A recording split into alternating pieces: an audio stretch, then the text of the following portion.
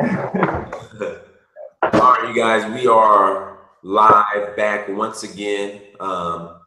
Living and doing business in Africa. This time is traveling and investing in Ghana. We're brother Bomani Tahimba.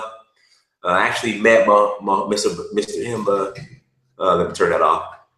I actually met brother Bomani a couple years ago. We did a panel together on just traveling and African Americans going back to Africa. So, brother, is glad to have you on. You by far are very knowledgeable in regards to traveling to Africa and Ghana, to be specific, and also investment opportunities in other different projects that are taking place in Ghana that, you know, the diaspora can partake and participate in. So I'm glad to have you on. And then if you just want to give people, tell people your background and what made you want to get involved in, reaching out to Africa and traveling to Africa and investing in Africa, please go into that as well. Yes, greetings, brother Dynasts, Amir. Appreciate your energy. And yes, we did that. We did a nice little conference for the African Community Center a year, 1 to 2 years ago. I don't remember the. Yeah, it was about 2 years ago. Yeah, and it was good to meet a fellow brother that's have a passion for, want to see us connected in Africa, and that's I've not really seen a whole lot of our brothers and sisters that's really into that path, especially at a younger age. But over the years, once I moved down here to Atlanta area in 2001, I started learning about the roots and the culture when I was about in my mid 25. But when I was about 25. We started these study groups, me and my peers, and our goal was to learn about our roots and culture. And this was like early 2003. So based on just the study groups and reading some of these heavy books, Dr. Clark, Dr. Ben, reading The Destruction of a Black Civilization, books dealing with us connecting into our Africanness, studying Marcus Garvey. All those have transformed to where it built an energy for myself to wanting to travel to Africa. So in 2004, that's when I got my opportunity. I went to Senegal in March of 2004. Then I paid for a trip to Egypt with Dr. Renoko Rashidi. And that was May of 2004. And that really built my foundation. Egypt showed me the greatness. Senegal, that was my first dungeons I've been to, and I swear, once I went to Gorée Island and learned about what happened to our ancestors, it shook me up. I was never the same. The person that people know now is the person from that point on. So for the last 13 years, that mission has built on to where I found a special country, Ghana, which reminded me of my roots in Jamaica. And Ghana basically had everything I felt to where we can share with our brothers and sisters what happened to our ancestors. The connection to Elmina and Cape Coast Holocaust Dungeon, but also the Pan-African movement in the 1950s with Nkrumah and his group that led independence, and that profound connection in Ghana also built that energy. The Ashanti Kingdom, just going to Kumasi and learn about a powerful kingdom that have stand the test of time and still one of the most cultural, ethnic group in the African continent. So I just felt like Ghana was ideal for me. Ghana became the 6th country that I've traveled to. I've traveled to a total of 9 countries, and I can give some of the other ones: Kenya, South Africa, Egypt, Ethiopia, Togo, Benin, Gambia.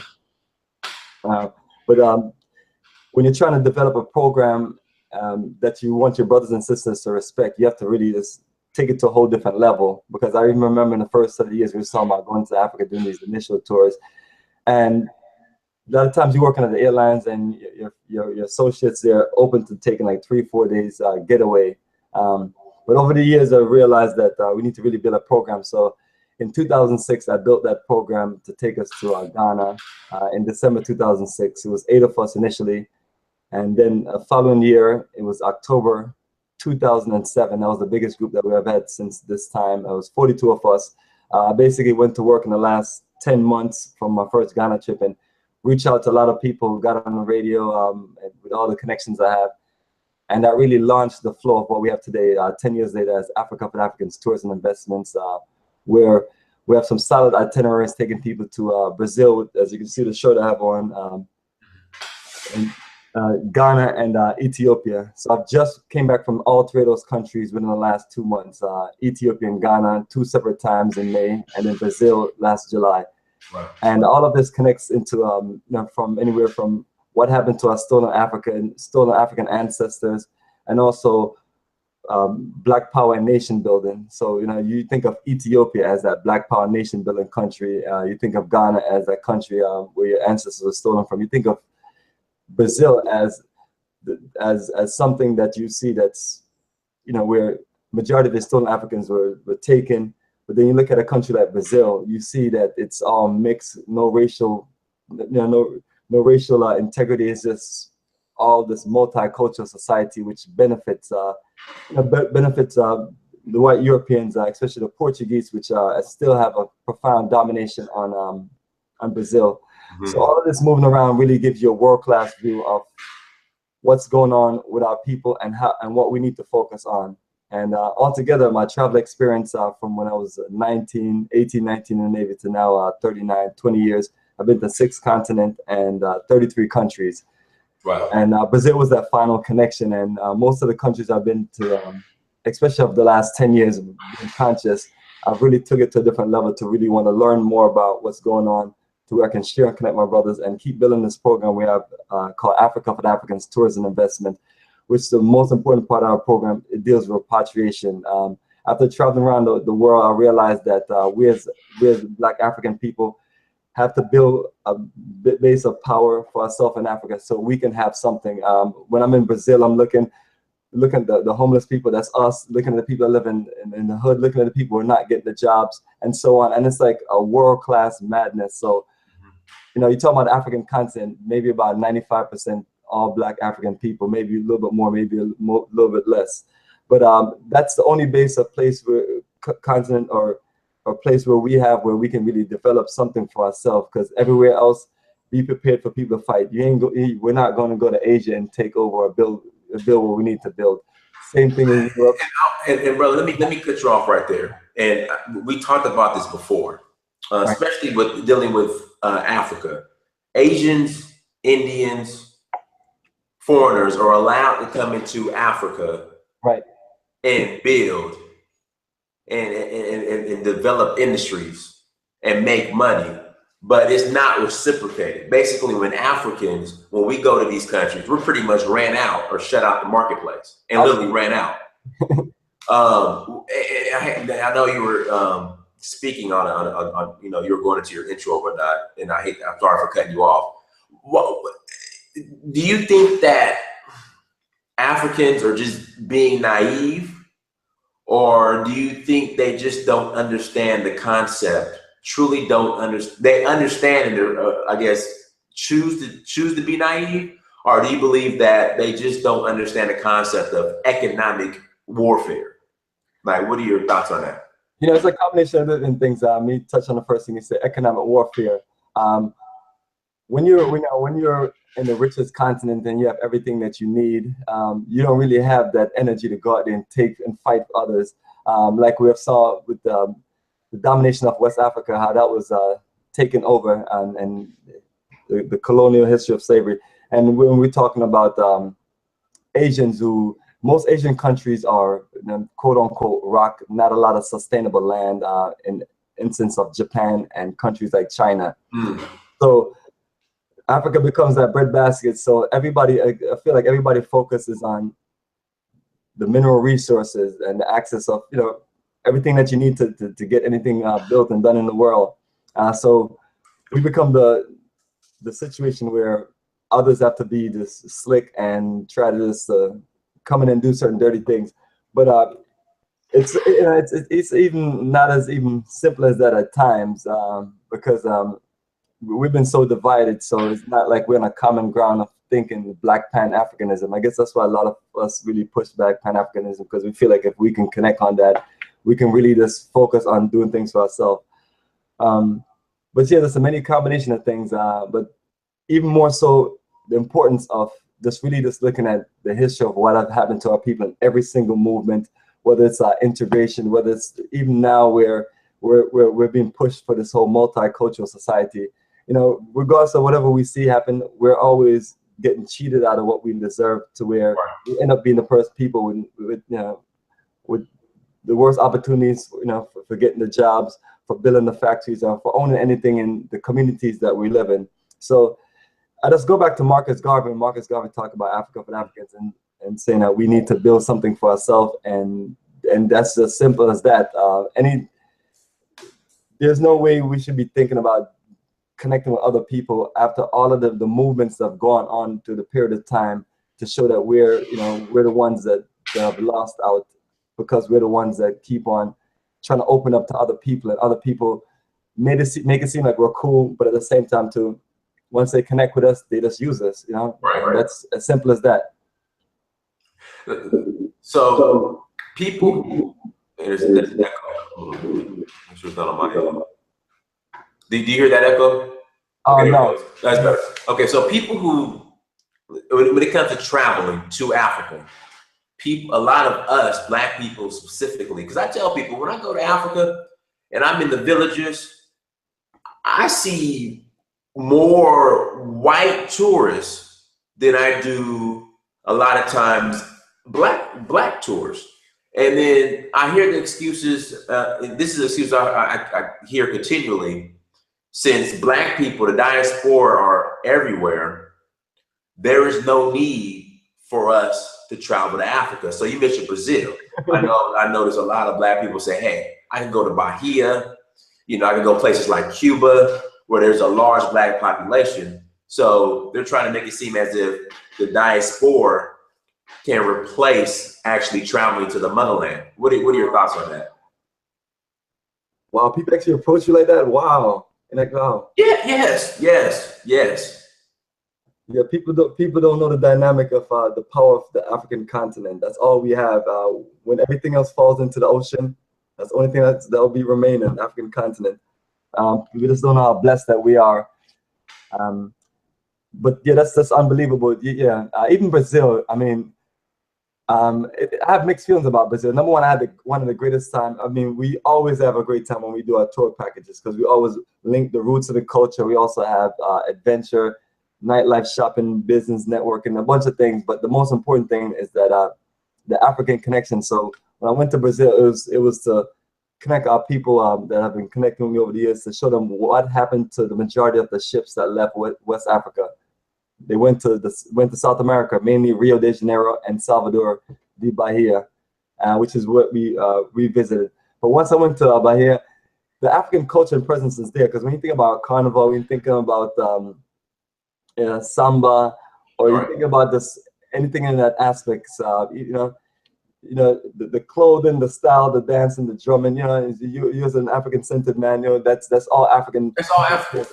It's like they add like a Portuguese white folks twist to it, and then they just have this new developed country called Brazil with this multicultural face. But majority of people I met, they're not, like we talk about the Black Pan-African community in America. They don't have that energy, and you do have a few people who consider themselves African Brazilian. But even so, in that, it's just to respect the culture, that the majority of the culture comes from Africa and so on. But it's not something that it's not something that we're really. It's being used to really build something for ourselves, because then you have all this African culture, this African civilization there in Brazil, but it's still whitewashed to where. When I see dark-skinned sisters, they're always with white men, and I learned about that history of where there was so many Africans there that the Europeans started killing off the men and then importing white men to get with the women, and to the point where they started making a law to where if a Black woman wanted to be anybody or develop anything, she had to marry a white man. Can you repeat that? Can you repeat that again, please? Yes, it's called Creating the Mulatto. This is in Little Africa in Rio, and Little Africa represents the part of Rio de Janeiro where hundreds of slave ships posted, and where some of the biggest slave markets were in the world. Once the closing of once slavery at that point, at that form was dying out, and women were able to gain their freedom, they weren't able to really establish any business or do anything unless they marry a white man. So by law, it was setting the culture to where Black women had to marry a white man to get anything accomplished, whether to start a business, whether for them to do performance at a club, and so on.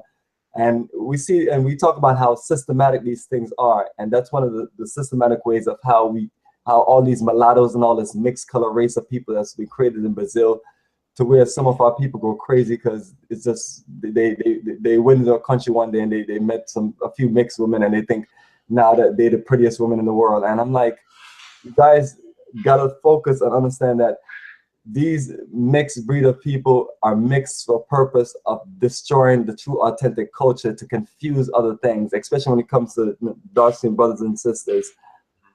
So even going to a country like Brazil, it really just put things in perspective if you're consciously open. And you could go there and you could just like, oh, it's the beaches, it's beautiful, all this tourist site and all this party and nightlife. But all these things have to literally be connected to clear things up for our people.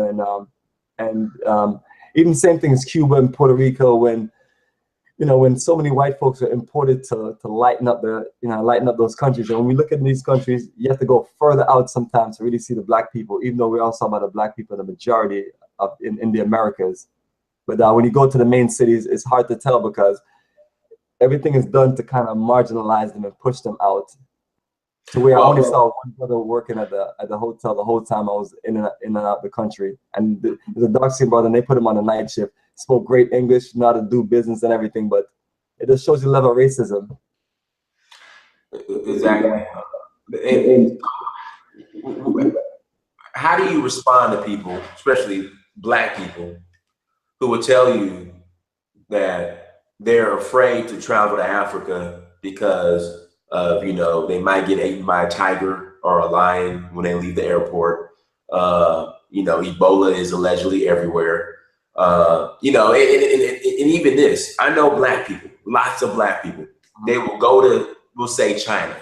They will allow, and the minute they leave the airport, Chinese people coming up to them, wanting to touch their hair. They'll make excuses for it, like, oh, they probably never seen Black people before. That's why, which is a lie. Take pictures with them. And then there's a story of a brother from Detroit who was in China. Chinese want to take pictures with him. And he's like, no, I don't want to take pictures with you. They started throwing bottles at him and fighting him. But then a lot of Black people will excuse this behavior. You have the story of the brother Bakari Henderson, who was just killed in Greece. Yeah, terrible. They'll excuse that behavior.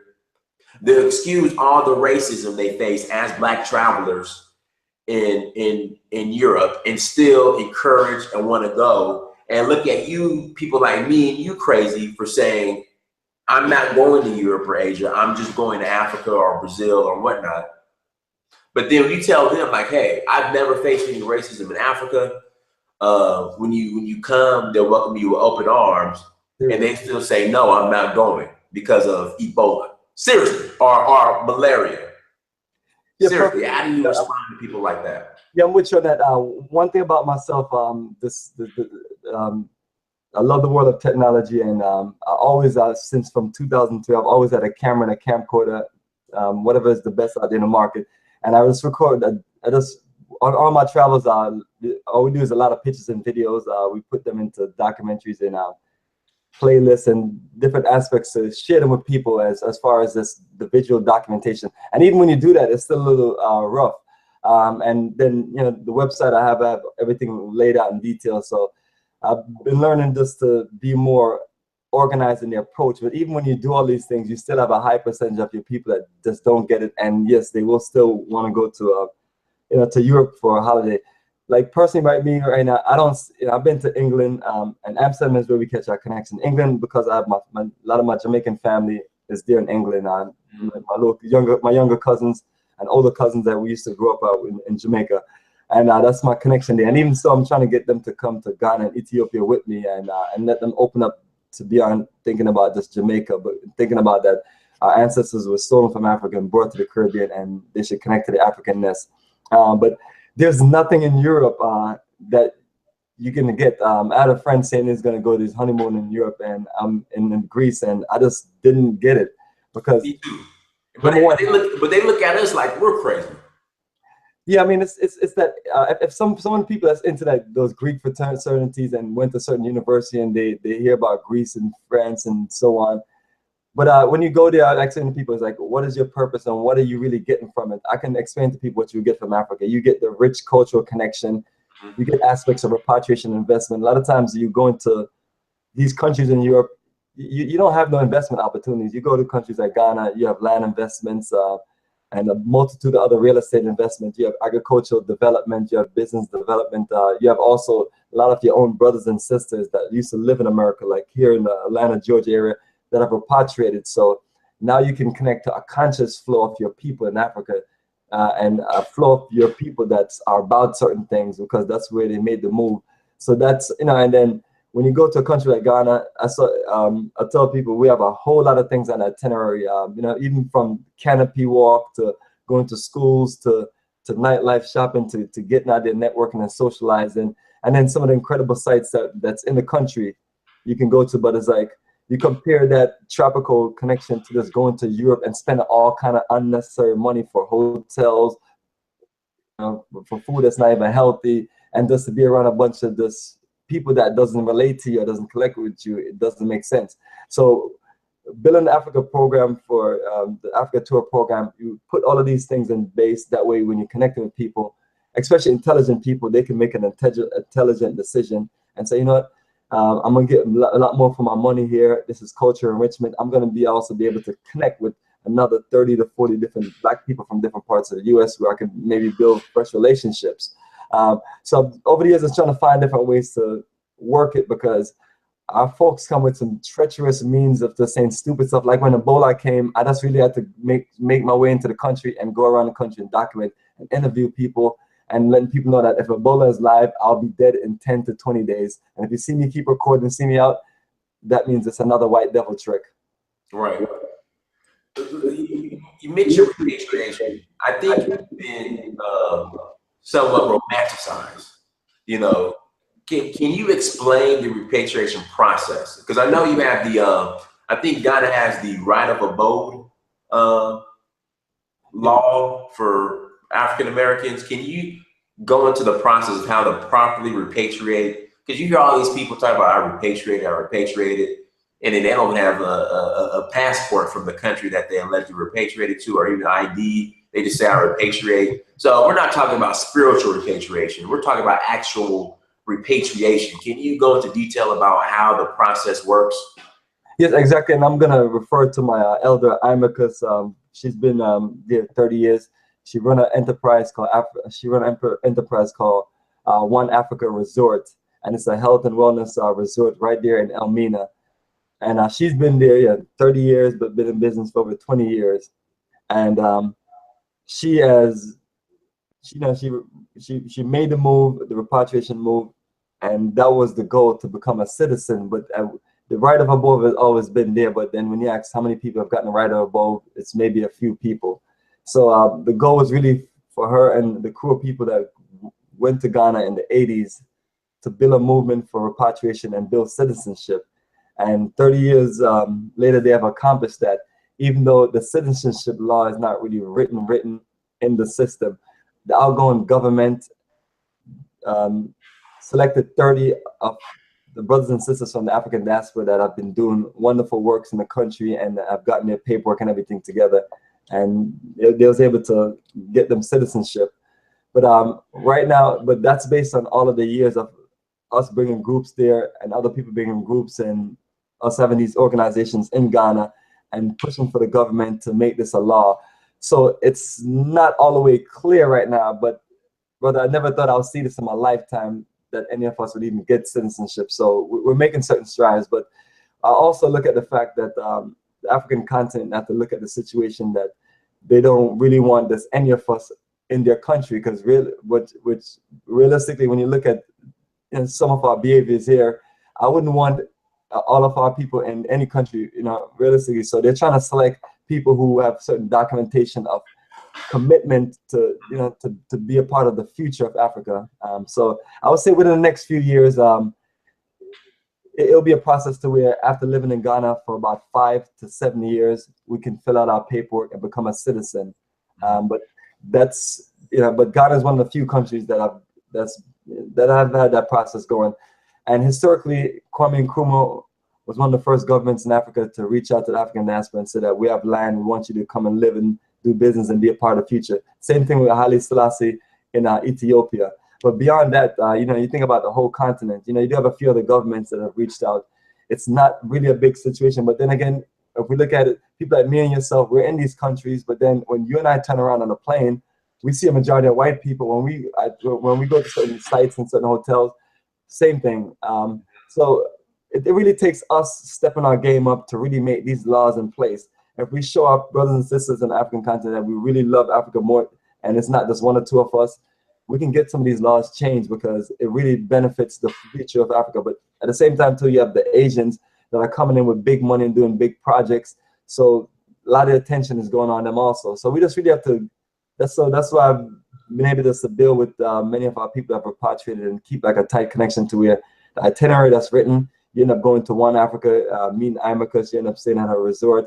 You have a business conference. You have your folks in Africa that's repatriated. You have groups of Ghanaian business people that's here to educate you about the country. So the program is really just to really put things in place to where people can get something from it and not assume, and be clear on many aspects also. So again, on the whole romanticizing relocating to Africa, you mentioned something about as far as getting your citizenship. Like you have to actually contribute to building Africa before they even consider giving you a citizenship. In this case, Ghana, because you hear a lot of people, and I get a lot of questions, and not to shame these people that asking this, they got $100 to their name. They don't like America, and they want to hop on a plane and move to Ghana. What would you tell that person that has just $100? Tired of the system here in America, but believe they can make it in Ghana with just $100 and they don't know anybody? What would you tell that person? Yes, I'll tell I'll really sit down and talk with that person, because over the years I wanted to be a person that someone can, my brothers and sisters can call and say, hey, I got a small amount of money in my pocket. I'm trying to make a move to Africa.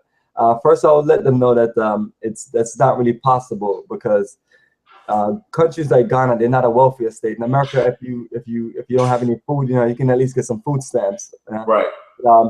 There, you really have to have your life together, and you really have to have people there in the country that has your back. So the ideal thing is for a few of us to come together, put our resources together, struggle to do what we have to do, make sure we have a little finance, and make sure we have a good game plan for a business enterprise. Even if we're just going to do straight agriculture, at least in agriculture, you can feed yourself, and you can at least use some of the land to build a home. But those things are not possible for people that are doing that. That's why sometimes people look at a tour package and say it's too expensive. But the reality of it is that expense is all of the accommodation, all of the things that you need in a country to get settled. And so it's really no way around it. We live in a country where you have some of the best salaries. I think America and Europe provide some of the best salaries. So, you're here already. You just have to get your hustle on, stack your cash up, and then start putting it in place. The trip is ideal because they lay out everything for you. You get all the connections. As a matter of fact, our friends become your friends, to where when people stay back longer, they stay with the family that have repatriated, and they get another clear experience of beyond just the tour, which is just being on the ground and just enjoying that experience. So it's a lot of things that they have to really work on. And the number one thing they have to clear is their mindset. When you're in the African continent, you have to think about like countries like Ghana. It's not a violent country, so you have to think about this coming into the country and just connecting with people and really just being a part of the future and growth. But you definitely have to have your finance and other things in order, or it's not going to work. Because I've seen many people go and come back, but all of them that have came back is people who have never really put their game plan together.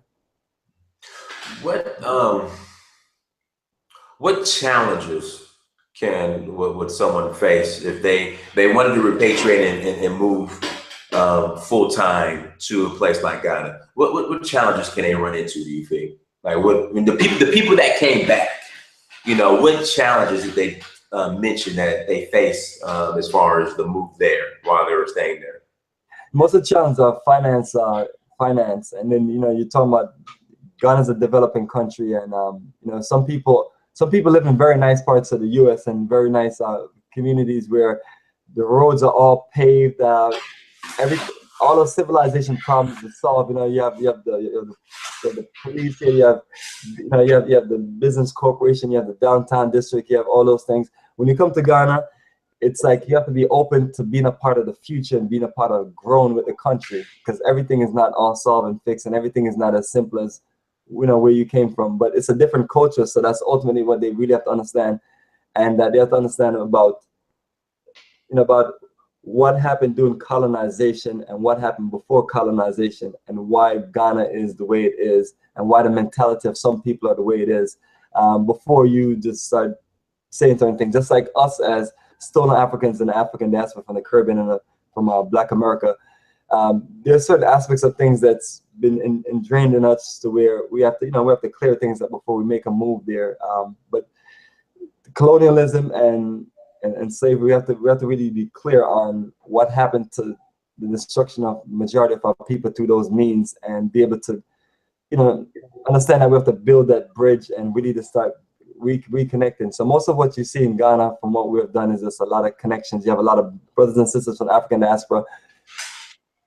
They're married to into Ghanaian families, and we've merged certain things, and it's like really just coming together and solving our own problems and growing together.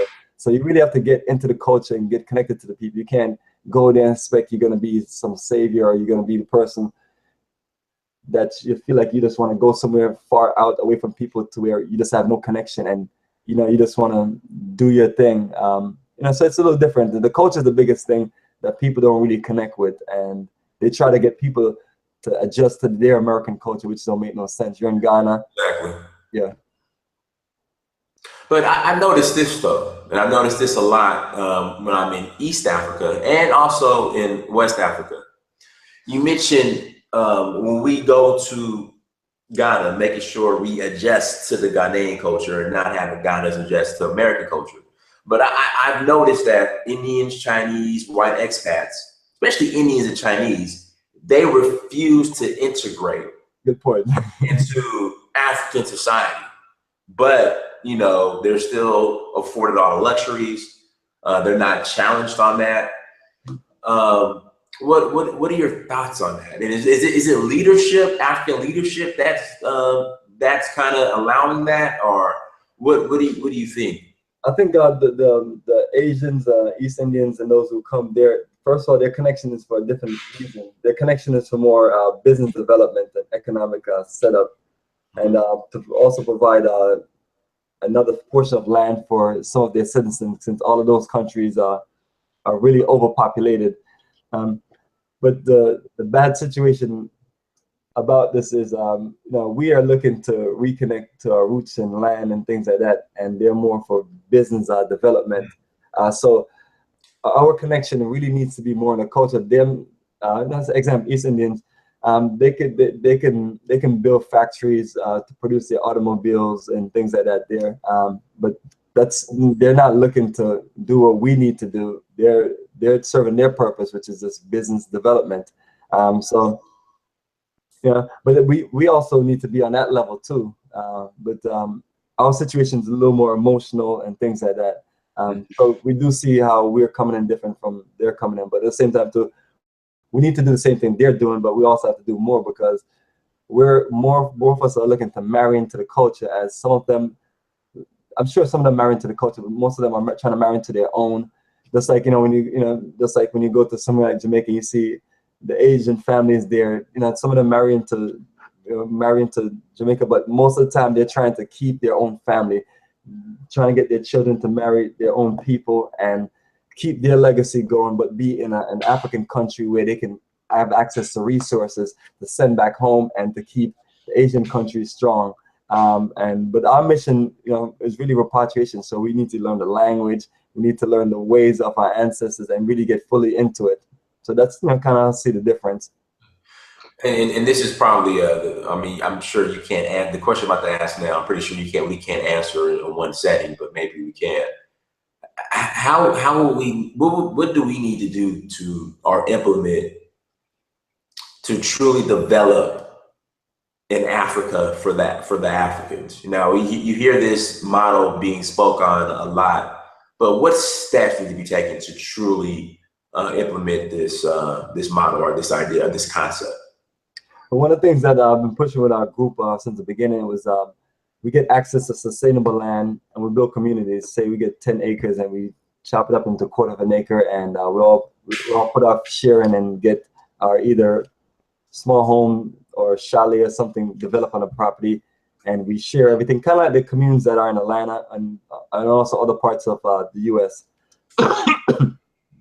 And that's a way where we can, number one, cut the cost of living, because if it's 10 of us and we're looking to make the move and we all just sell our house and sell our belongings, we literally can get access to the land and build like what we would consider a real community where we provide our own water, electricity, internet, and things like that, and be able to really just use more of our resources to build something permanent for ourselves versus being here, just, you know, one household, you just paying like all this money on gas, electricity, water, internet bill, rent, and so on. And, you know, it's set to where just all of your resources go. So communally, you put all of that together, you can build communities after communities. And in communities, if you decide that you need a power plant, you can build it. If you decide you need, you know, you need a hospital, go ahead and build it. If you decide you need certain things. And that's what I'm thinking of when we decided that we're going to get land in the middle of the country, Techiman, Bronghafa region in Ghana. We realized that it's far, far, far out, 7 hours into the country. But also we realized that the world needs to be more sustainable. We have too many. As a matter of fact, it's not a lot of cities in the world, but the cities that we do have in the world, you know, like every state sometimes have 2 major cities, and it's just overpopulated. Like in Ghana, the majority of people in Ghana live in Accra and Kumasi, very overpopulated cities. And so I'm always telling people, our future in Africa is something more sustainable, where we decide we're going to go out and we're going to use fresh land, build a certain agricultural base where we're eating real food again, and we're just sharing everything. And so that's where I see, you know, going to countries like Ghana can help us. Yeah. Now, Accra, from my understanding, is very, like, what I've noticed, West Africa, the major cities, is more expensive to live in versus East Africa. Wow. Accra is more of one of the most expensive cities to live in. Me, I enjoy the rural countryside and the villages, but at the same time, I have to have access to the luxuries of living in the city. Okay, how far out would I have to go from Accra to have access to, I guess, building, you know, the sustainable land or sustainable home or city like you're mentioning? About how far out would I need to go outside of Accra where I'm just not completely disconnected from Accra? Oh yeah, you can do 1 to 2 hours.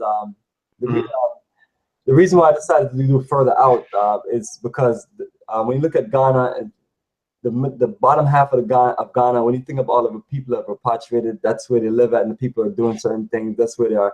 So it becomes to where the bottom half is congested. So I'm encouraging people to, like, all right, let's step out further into the country. And since we have a different mentality and we have skills and talents to do things communally and sustainable, let's push that aspect. But yeah, the majority of people that have traveled with us and connected, repatriating, they're in the bottom half of the country. We're literally 1 to 2 hours there in Accra, or 1 to 2 hours there in Kumasi. Where I'm at, we're about 3 hours from Kumasi. Kumasi is 5 hours from the coast, and then Techiman, the Bronghafa region, is another 2 to 3 hours. So you're not that far from anything. And then as airports begin to develop, just like in Ethiopia, you have 20-something airports, and you don't really do a lot of driving from one location to the next. Most of the time you're flying and moving around. The idea also is to bring the access of whatever you have in a city. So example, the most important thing that people like myself need, technology-driven companies, is a satellite. So you build your satellite system so you're in the middle of, just like example, the military bases, and this I learned from just being in the US Navy. the bases that they had were in, even when I was stationed in Virginia Beach, but you think of Virginia Beach as the beach and all this stuff, but their base was so far away from the beach in the middle of nowhere. It's more developed. That area is more developed now, so it doesn't look like as far out. But their idea was always to go further out, even when they have submarines and ships. It's like they have satellite system and they have all of the things that they need to contain themselves, water, electricity, and so on. And it literally doesn't matter where they build their bases at. They just realize that they have to have the infrastructure, and then with that infrastructure, they can run a high technology enterprise in the middle of nowhere.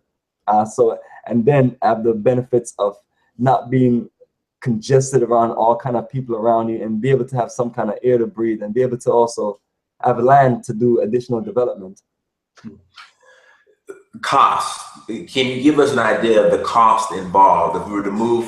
Like, can you name, like, what's the name of the city, or name a city like an hour outside of Accra where we could build this sustainable land, and how much money, roughly, ballpark, you know, somebody wants to build we'll say a 3-bedroom, 2-bath house, you know, maybe 2,000 square feet, you know, and all the luxuries as far as running the water and internet and all that. Like, the idea of how much it would cost if you could put somewhat of a number on it.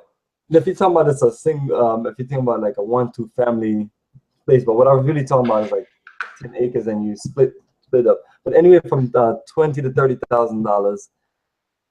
That's it. And you're communally sharing everything, and then you have to work together to put the money on how we're gonna take care of electricity, water, internet, and things like that.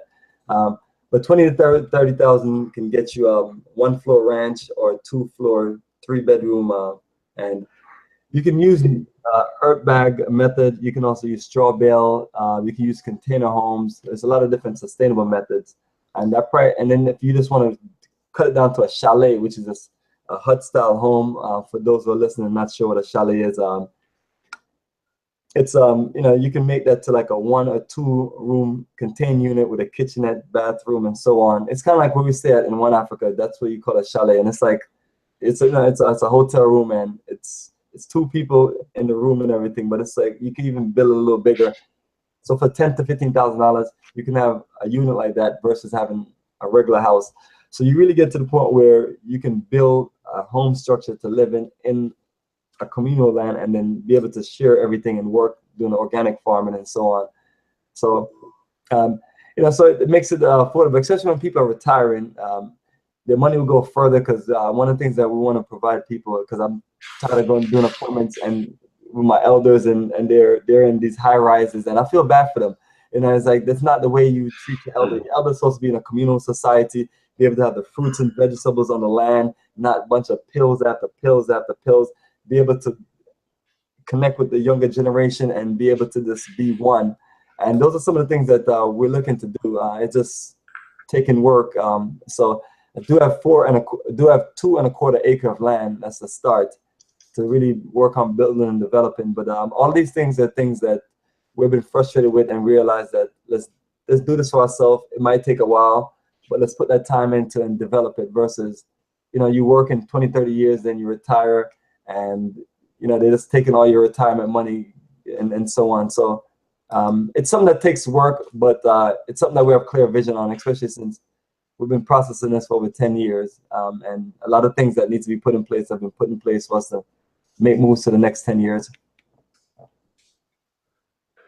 How many acres, like 20 or $30,000 investment, how many acres would that give you? Or even will it give you an acre? Yeah, you're looking at $2,000 per acre. This is and let me also give a differentiation of the land. The bottom half of Ghana, you're looking at anywhere from $1,000 to $5,000 for a quarter of an acre, which is a plot. In Techima, in the Brown Heifer region, is $500, or I should say more. So it's $2,000 to $5,000 when you're in Kumasi and Accra for a quarter of an acre, which is one plot, versus $500 in the center of the country and further up. So you end up so for us, 9 plots end up being 2.25, and that came up to like $4,500. Now, if someone needs 2 acres in the city, or out just a little bit outside the city, they're looking at 2 times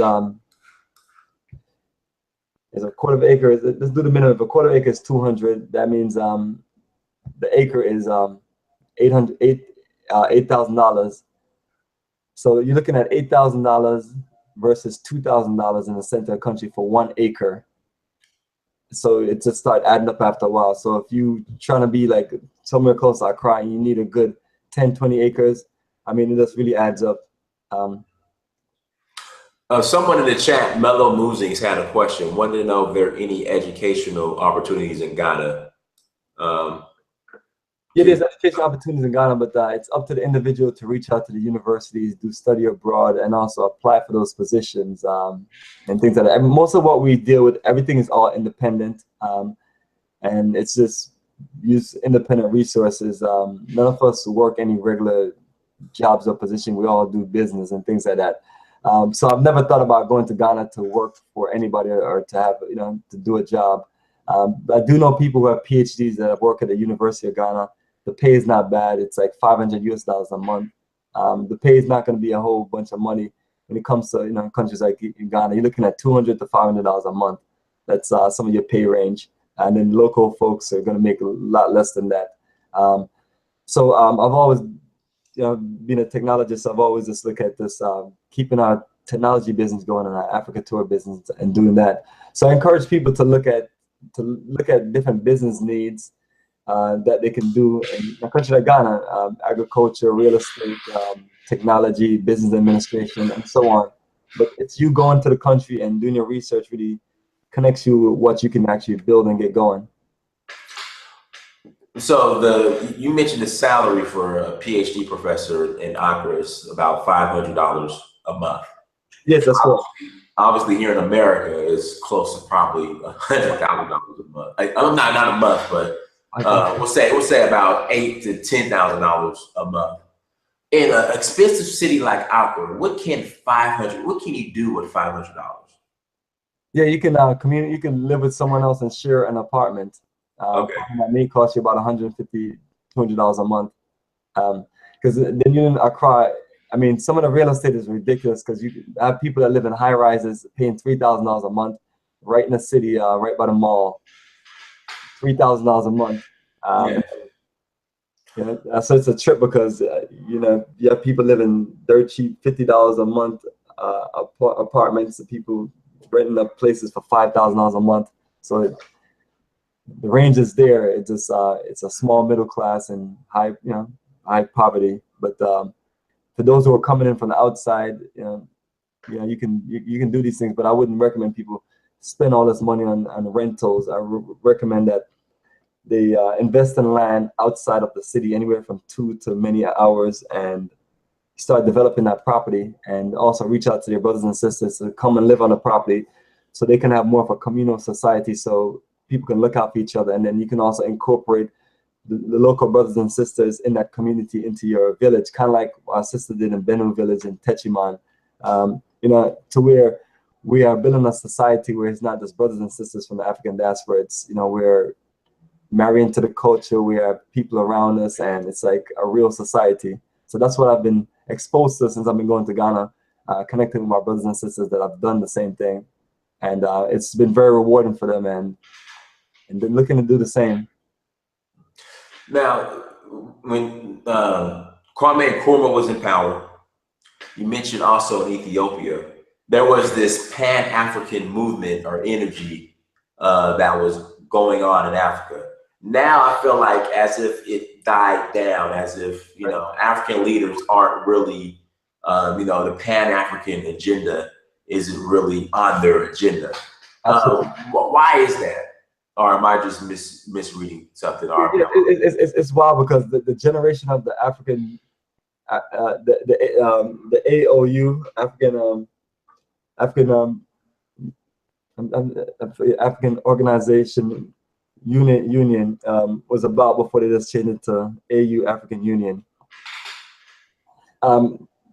You had pioneers in leadership, man, that led their country to independence. And but the governments after that never really took it to the level that it needs to be taken to. Kwame Nkrumah laid out aspects of the country that need to be developed. Instead of his predecessors coming and continuing that, they decided to do their own thing. But I think after the independence movement was so powerful, a lot of European countries doubled back and realized that they made certain mistakes, and then they didn't like dominate things as they needed to dominate. So once those first set of governments died out, they realized that they can come in and just run their technology again, and then now we have less credible governments in place that are doing some of the Pan-African things that got us that independence and got us our energy. So it's serious work as far as just all of us are, and it's like, how do we influence our government to represent us right when they have Asians and European governments just throw money at them to just turn their backs on their people. So that's the hard part that people like myself haven't figured out. So we're just trying to do what we can do to make the difference and kind of build that momentum to where we can eventually have things change to where our governments and the African countries focus on us and what we need to do as a people. Now, when we talk about Indians, Chinese, Europeans investing in Africa, they do it more on a larger scale. As far as Black Americans are diaspora investing in Africa, for right now, from what I've noticed, it's more on a smaller scale. What impact can we still make by just getting our foot in the door and just starting somewhere when it comes to investing in Africa? Well, perfect. Yeah, that start is very important because a lot of things are looking to change and grow, and if we don't have a head start, we're going to be lost in that process. Like sometimes we talk about we're the last ones to jump on certain things. So just taking an initial trip will clear things up for them, because our itinerary is based on repatriation and investment, along with every other thing that other people take on journeys.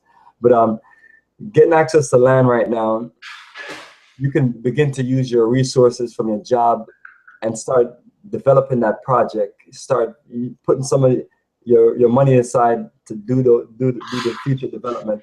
A lot of times, some of us have these good plantation jobs, and we're making this money on the plantation and working for folks and everything. And we're like, yeah, man, I got to get that car, got to get that house, got to get all these things, and we spend it up on all of these other aspects of things, except for developing what we need to develop. Even when some of us have law firms and companies, they're built on land that are owned by other people that we have to keep on paying mortgages and rent.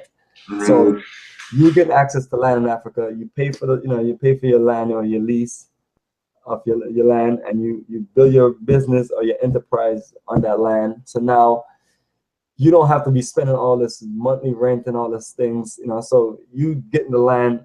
It kind of takes you out of that imprisonment box and give you a reason to live, give you a reason to invest. Because I don't see that we have a reason to live, because the money that we have is going on partying, drinking, socializing. When you think about New Year's, people buying bottles and buying this, doing that. So consciously connecting to Africa and getting land and doing those things is consciously saying, you know what, I need to use some of my resources while I'm still making this money and keep developing it. And about 5 to 10 years from now, when my boss decides to fire me, or he decide that he just want to get rid of me and just get another new Negro to replace me and pay him less, and all the things that we get fired for on a regular basis. Being down here in Georgia, I've just known so much of us to get fired for so many things, and it's like, you got fired for that, and it's like at any moment I tell folks you can get fired for anything, and it's like, they're gonna make sure that they don't put anything in the paperwork to contradict themselves and get them set up. So they're gonna work it. So so all these jobs that we think we got and we're doing well, it's like, just because you saw your brother get fired and you didn't get fired, don't mean that you can't get fired. So it's like, I don't tell people, put it aside and start developing. But if you don't take that trip and build that importance of why you should invest in Africa, we're going to continue to do the same thing. And unfortunately, since we can't save everybody, we just reach out to those who can open a connect, and those who are open to write the check to travel on a trip. And because it's one of those things where freedom is not free. So people talk about how expensive it is to travel to Africa, but Last I remember, folks, don't stop buying those LeBron James sneakers and all these other shoes that's coming out $300-400 and Right. pants for this and that. And I tell people I buy none of that, so I can afford to go to Ethiopia, Ghana, Brazil, and go here, do documentation, do research, you know. And I'm going with a group, so you know we're covered in aspects of business and things, but you still can't like play both sides of the fence to where you can just spend up a bunch of money and then still want to do certain things. So it's trying to find out, what's people's purpose in life, and also trying to give them an added purpose of wanting to connect to the ancestors and tell them that all these things that you're doing in America, you don't have to do it. You have that salary, hey, cut back and save it. And like for women who like to just go in these Asian parlors and spend all the kind of money on hair and things like that, let's shave your head off. You have thousands of dollars every few months. You know what I mean? And it's a simple thing, but it's like everything takes a little bit of sacrifice, and some of us are willing to do more than others. Like people like myself, I live in one of the greatest party cities, and I do not go out to Atlanta and party. And I'd rather just be in Brazil or Ghana, Ethiopia, and socialize with my group and at nighttime versus being out here spending money on parking and buying drinks and being in a club with a bunch of folks who just consciously just are not there. They're just So that's how I look at things, man. My dear brother, my good friend O'Shea Duke Jackson, he's in the chat room. He wants to know if there are any medical opportunities for doctors, any opportunities for doctors or medical in Ghana, in Accra. Yeah, absolutely. One of the things when you think about, and big up to you, brother O'Shea. You're the man of controversy. And so you know O'Shea. Oh, yeah, everybody knows O'Shea. O'Shea's that brother that and it's a few of us on YouTube, so a lot of us know each other. I mean, I watch everybody. I watch yourself, O'Shea. I even watch Dr. Umar Johnson, and none of us are gonna agree on that. We all feel 100% about everyone else, but I really feel like all of us can learn from each other, and I'm learning from a lot of people. Actually, not to cut you off, I actually convinced O'Shea to travel to Africa. Oh, that's so you went to Uganda? Yeah, he went to Uganda. I convinced him to travel to Uganda. Yeah, big up to my brother, man. Big up to him. And that's the thing about we have a unique perspective that's gonna help our people think, because I grew up in Brooklyn, and most of the folks I grew up with, they're still in Brooklyn. And you're traveling all over East and West Africa. I'm traveling all over East and West Africa. O'Shea's in Europe. But let me answer this question directly. O'Shea did a video where he's talking about the majority of all these Ghanaian and Nigerian doctors. They're all in America. So naturally, that and the brain drain, which all of the stolen Africans that are brought to the African diaspora here, we're working in all of these incredible corporations. So then when it comes to Ghana, you're thinking about the doctors and the hospital. That creates a void to where we as a people can say, hey, what? We can put our money together, build a certain level of hospitals, and then I can reach out to more of my brothers from the African diaspora and also locally to say, hey, let's get you guys employed so we can build a better medical facility. So the level of investment that I'm talking about is really a level of investment where you have to get ready to do hard work. But in general, you have nice medical facilities that are looking for doctors from the African diaspora, because so much of their own doctors say they're not coming back because they're making these salaries in America, and somehow they feel like it's best for them just to send money back versus to develop things back. So me personally, I can't judge them for how they work, because I was born in Jamaica. Our family left when we was 11 for economic opportunities in America. And I think some of the Ghanaians look at it that way. And then once they're here, the only difference is once I got here and I built my consciousness, I realized that not go back to Jamaica, but I realized that I need to be in an African country and be a part of the future. So like in the property that we're building in Techima, the Bronghafa region, naturally, you want to build power plants, you want to build a hospital, you want to build, you want to connect with the people and build, be a part of building up schools and be a part of the future. So it's more of like opportunities where you have to get your hands dirty and get to work. But they're there, and they're there mainly because majority of our people who can do things in Africa are here enjoying these nice salaries, these nice homes and community. It's like in North Atlanta, I know so many Ghanaian doctors and engineers are up there, and they're they're impressed the fact that we're trying to build and grow in Africa, because they're like, they're thinking about the job, and I'm telling them that you're looking at, you can't always look at the solution of your economic issues of going somewhere and getting a job. You have to look at the aspect also of using your talents and skills. And that's why I appreciate my naval background, because I was able to learn all kind of technical stuff to where I feel like I don't have to work for anybody else for the rest of my life. And I can, as long as I connect with other people and we build what we need to build, we can, reach out to each other and we can fill those opportunities. So I'm hoping I answer this question with the details, but now the answer directly is definitely yes, but it's more beyond this yes than this yes. So I'll add this. So when people say I'm looking for opportunities in Africa, I think a lot of time it comes from a corporate mindset, like I'm looking for a job. Right. But I think what you're saying, what other people have said is you need to come more with an entrepreneurial mindset when you come to Africa. Is that what I'm getting? Yeah, absolutely. And it's just like I was explaining about the U.S. military. They go anywhere in the middle of no place and they build a civilization. So it's like we have to think about, and those are the access to opportunities that we have in the world. Just like, we think about Walt Disney. They got wetland property in Florida that nobody wanted, and they invested and they built a civilization of one of the most incredible. You're talking about Orlando. Yeah, Orlando, Florida, exactly. And these are just examples. Or even like if you use the TBS Turner Broadcasting Station, he has an old enterprise there. It seemed like a self-contained place where they run all the enterprise and business and everything. So I'm not surviving of the.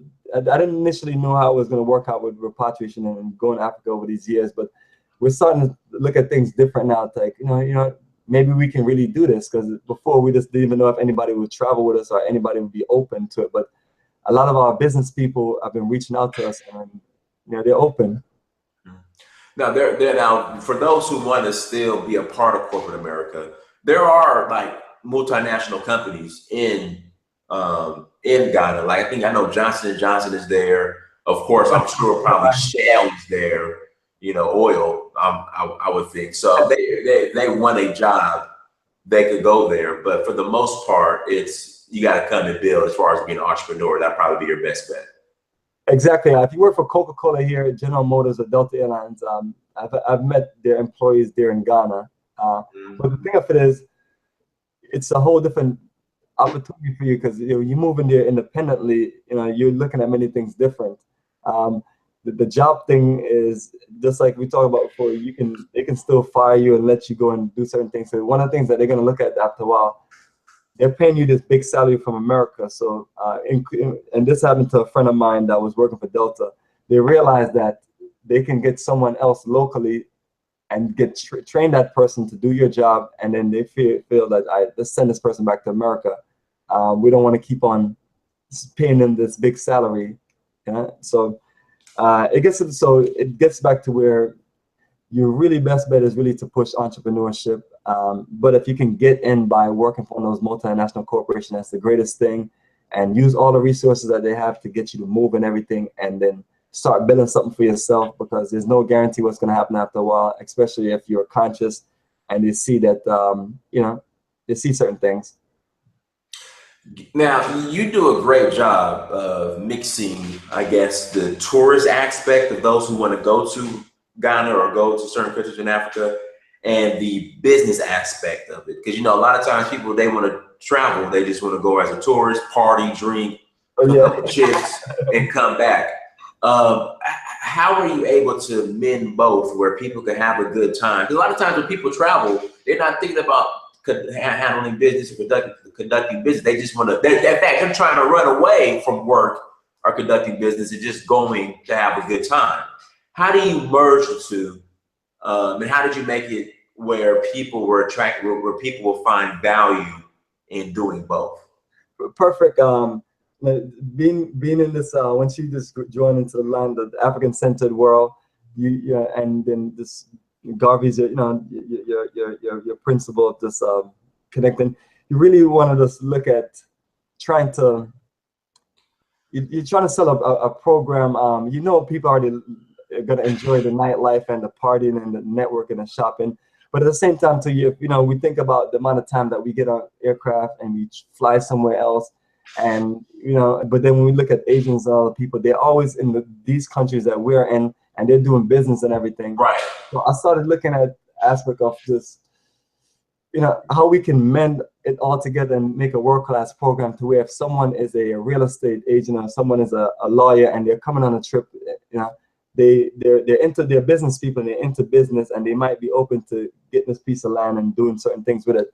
So you're kind of checking everybody's personality, what they're into, and when you have the group that we eventually have, I realized that some people are more interested in living and doing business. Some people are more interested in the African Holocaust, and some people are more interested in just like getting away from their boss, their family, and other people that they just want to have a getaway from. So I just thought it was just a little more unique than the people that were doing the Ghana tours that you know, I interviewed and connected with when they were telling me that they're closing out, because most of them were elders.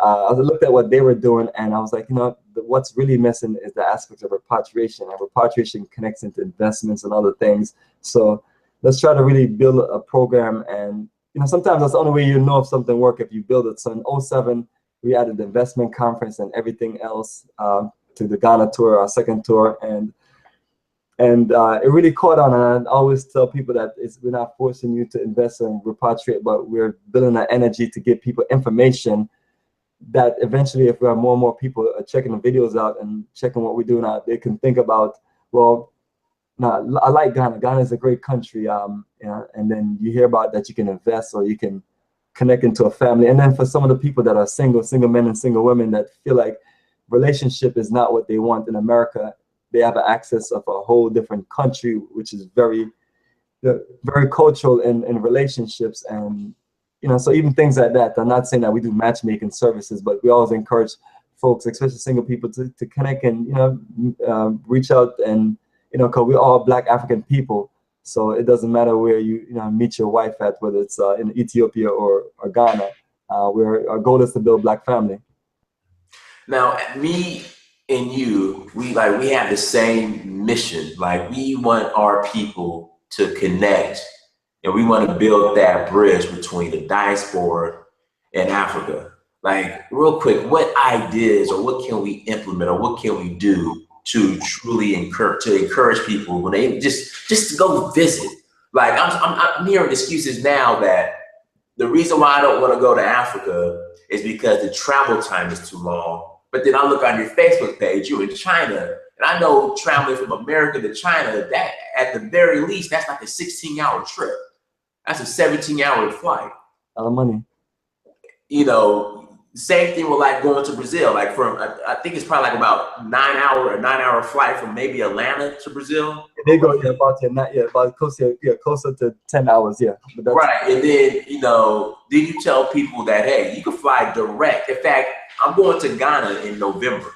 In November, I have a direct flight from New York City to Accra, and it's like a 10-hour flight direct. 10 hours, exactly. That's it. Yeah. Yeah, it's like 10 hours direct from New York City to Accra.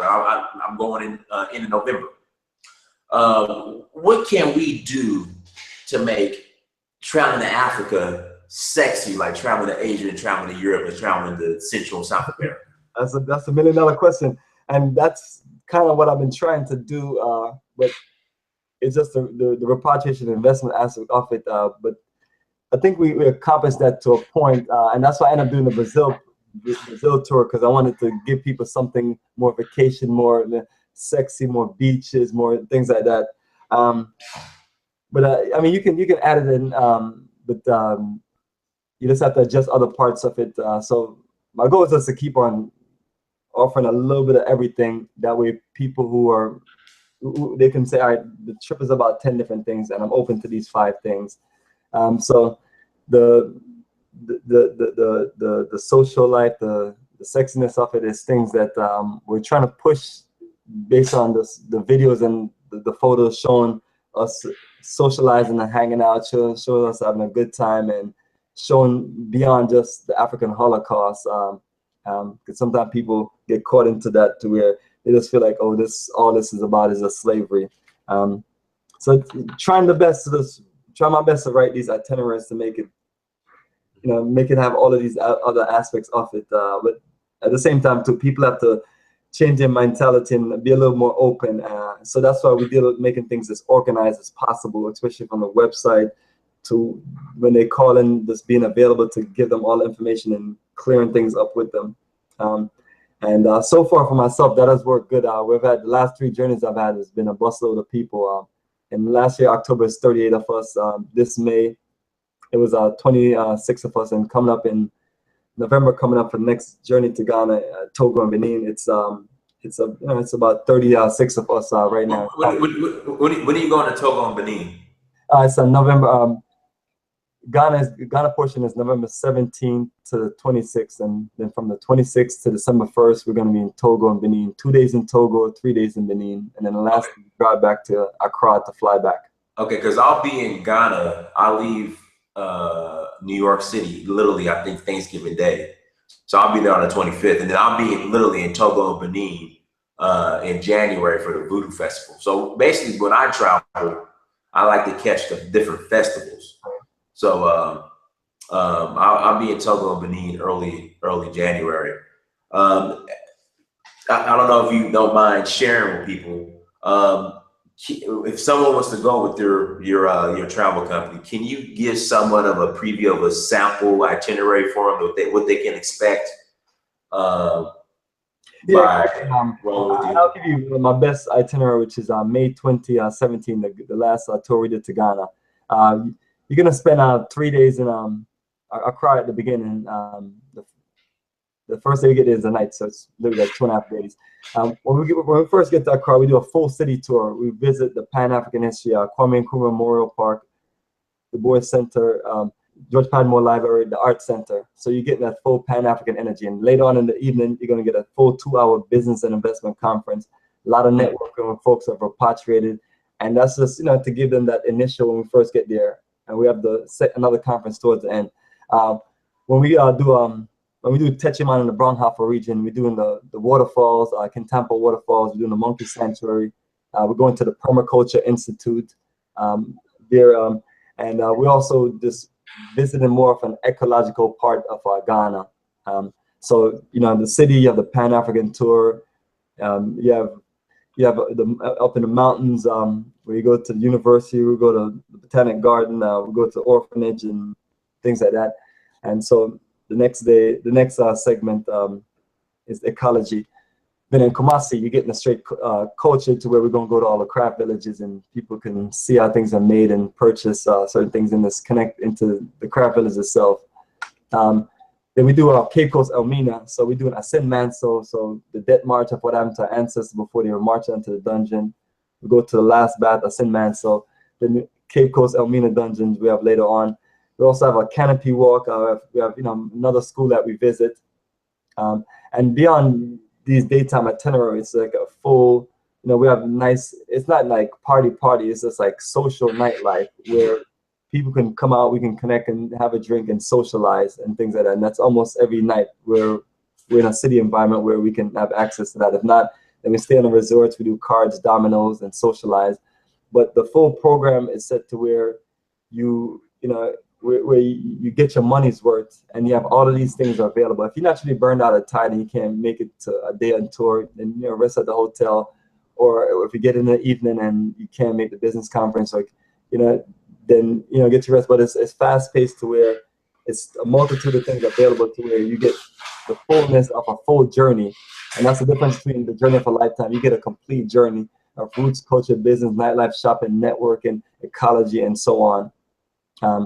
And then when you're on the website, africafortheafricans.org, I always have a few tours up currently, and then for next year, where once you click on the link, you have a full access to the tour itinerary, tour overview, general terms, what to pack, what to bring, preparation, departure list, visa information, and so on.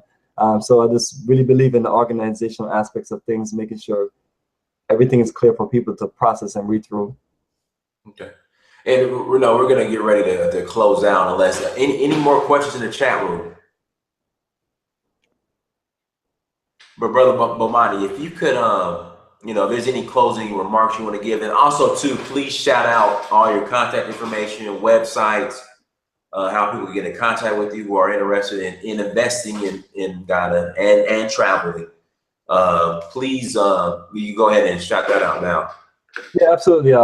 Direct contact here in ATL South is 404-931-9429, and that's Bomani Tayamba. The website is where we have all of the details, africafortheafricans.org. Facebook page is Bomani, my name. So it's, and then YouTube, youtube.com/Bomani2007. So and that's all my access of videos and pictures. I am on Instagram. I don't use it much. I'm probably one of those strange person, but I don't use it that much. But I can do more with Facebook as far as my marketing. So, but I'm still on Instagram. It's Bomani 2015. Okay, cool. One last question. What kind of technological opportunities are available in a place like Ghana? Exactly. My business is dealing with technical support. Ghanaians speak very good English, so that's one of the great business is technical support centers, and also more business administration. But if you want to get into the aspects of satellite technology, and it's a bunch of things that are out there, I'm still trying to get a feel of certain things in Ghana. But my business I have, we're just looking for a space in the middle of the country to set up all the computers, set up everything to where we can connect to our clientele globally to do technical support training, business development, and many things that we have learned in a competitive market here in the last 10 to 15 years. Okay, and in Melamusings, you have Brother Bomani's contact information, so go ahead and reach out to him if there's any opportunities you have or any questions you have as well. So yeah, we're gonna go ahead and close it. I gotta hit the gym and go eat some lunch. And Brother Bomani, thank you for coming on. Let's get up soon as well. And if there's anything else you want to close out on, please go ahead. If not, thank you for coming on. I really appreciate it. And then search for a Huru Guy. People who are just watching for the first time, the platform, please like the video. Also, please subscribe if you haven't subscribed. And also go to search for Huru on Instagram, Snapchat, Twitter, and Facebook. Please check all that out. And please do the same for Brother Bomani as well. Make sure you like his page, follow, and all that good stuff. Brother Bomani, is there anything you want to close out on? No, that's it, family. I appreciate everybody's energy. Check out the website, the Facebook, and the YouTube page. And if anyone have any questions, just reach out to me. This is what we do all day, every day, connecting people to Africa. So I'm looking forward to connecting with people. All right, perfect. All right, you guys. Peace. We're out. All right, take care, brother. Appreciate the time, and take care, family. No problem.